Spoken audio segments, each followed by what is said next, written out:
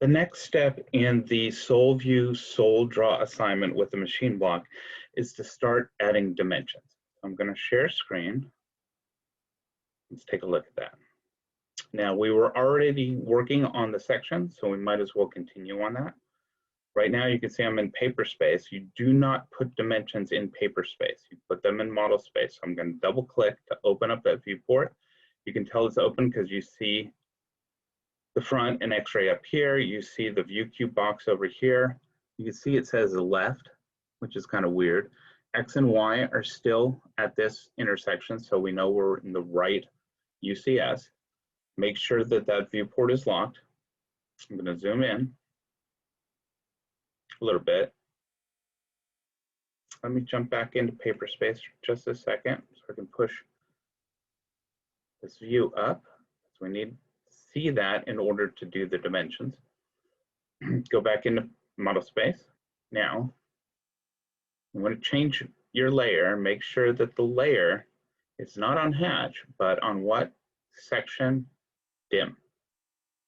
Okay, and let's go to our annotation. Now, remember, you cannot use standard. So you either insert a text style that you've already created or you create a new one. So I'm going to create a new one. I'm just going to call it Scott. I'm going to set it current, close. Same thing with dimension styles. So I'm going to create a new one. I'm going to call it Scott.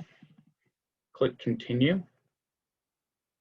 Make sure that the text is assigned is not standard, but the one you created for this.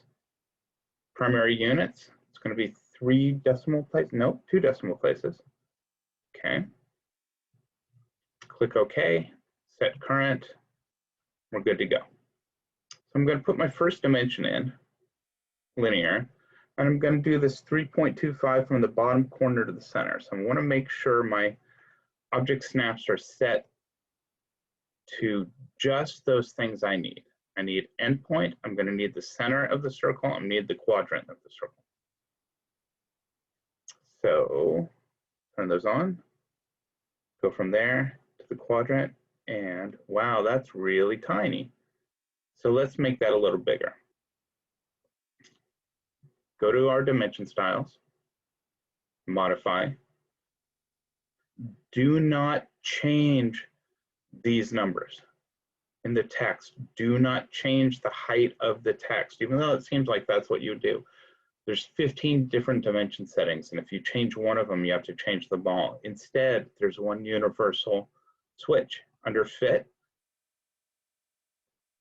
under scale for dimension features, there's the overall scale. So I'm going to just change that to 2. Click OK, set current, close. It's bigger, but it's not quite big enough. Let's try the next one. So we'll go back to modify. Instead of 2, let's try 4. Set current to set it in, to lock it in. Okay, now it's a little big. So I'm just going to drag that and stick it between there. Okay, that reads pretty cleanly. Maybe a little smaller. So let's try 3. Set current to lock it in place. There we go. So that sort of matches what we've got here. Now let's do these other dimensions. Let's start with a linear dimension from the top to this first step. I'm gonna snap it to the midpoint there. It didn't snap, so we'll try that again. Come on. Oh yeah, it's not snapping because I don't have that particular snap on. That's right. So we got 3.50, we got 3.25 and 2.75. So I'm going to use continue. I'm going to go to the second one down and second one down. Okay, so there's those. Notice in the original handout, come on, there we go. You see these hidden lines. You do not show hidden lines in a section, and you never dimension to a hidden line. You also, in order to notice in the handout, there's a gap missing. You don't want that to happen. So when you dimension to a circle, it's a good process to dimension to the quadrant, not the center. When you add your center point, it'll help connect that dot. Now there's a little gap there, and you can fix that by grabbing the center point and dragging the little arrow over a little bit. So you have a continuous line. Okay, so I'm going to zoom out. And let's see. The next one is a 2.5 from this line to the center. So I'm going to zoom in, go from there to there, pull this down. Pretty straightforward. Now, for this 2.5 diameter drill, do not use leaders. I'll show you why. If you use a leader and you pick a point along this curve, so let's do a shift, right click, nearest, put it here. Notice what happens. The arrow is going to point in the wrong direction. It's not going to point to the center of that object.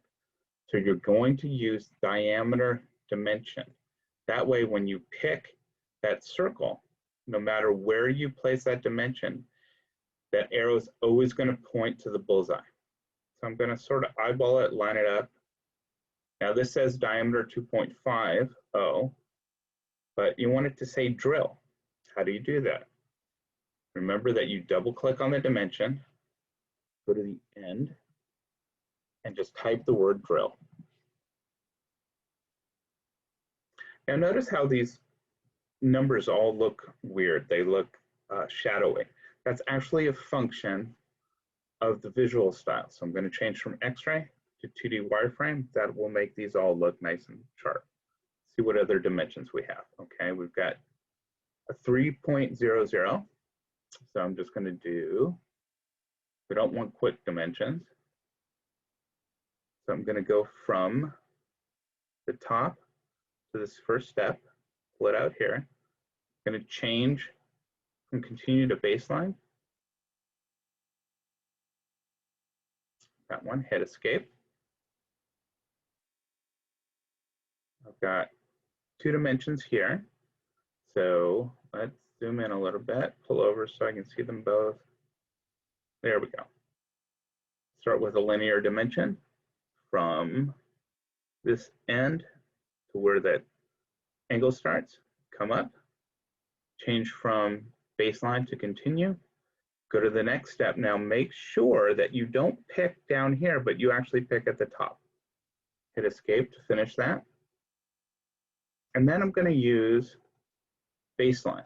And when you're using baseline after you use continue, you have to reselect the start point. So click select in the options, select that first dimension line, then go to the next one, like so. That's all there is to it. So let's do a save. There's one more thing. When you have a center line like this, you need to put in center marks. So how do you do that? What layer do you put it on? Do not create a new layer. You add those center lines on a dimension, on the dimension layer that Soldraw created. So I'm going to pick the center line, and then I'm going to select this line and this line. It's a little short, so I'm just going to drag it out to there, drag it up a little bit. Now, the reason it doesn't show that break is because on the dimension layer, it's using continuous dimensions. Here it says line type is center 2. So let's go into properties. This is one of the times you get to do a property override. Let's drag this over so we can see it. So here's section dim, center 2, line type scale is 1. That might be too big, so let's try 0.5. Can work? It's not. So what you do there is you decide I'm not going to use that center mark. It's not working the way I want it to. So instead, I'm just going to draw a line on the dim layer, change my line type from by layer to center 2. Just type in the line command. I'm going to go from that point straight up. Make sure ortho is on. You remember, let's see, Why can I not see the ortho? Let's maximize this a little bit. There we go. There's ortho. Turn ortho on. Redo that line command from there to there. Now notice it's snapping to the sides because I don't have midpoint snap on. So I'm going to put midpoint snap back on and snap to there. Hit enter to finish. Now it's too short, so I'm going to scale it, say 1.5. And line type scale is 1, so let's try 0.5. Still too small, let's try 0.25. There we go.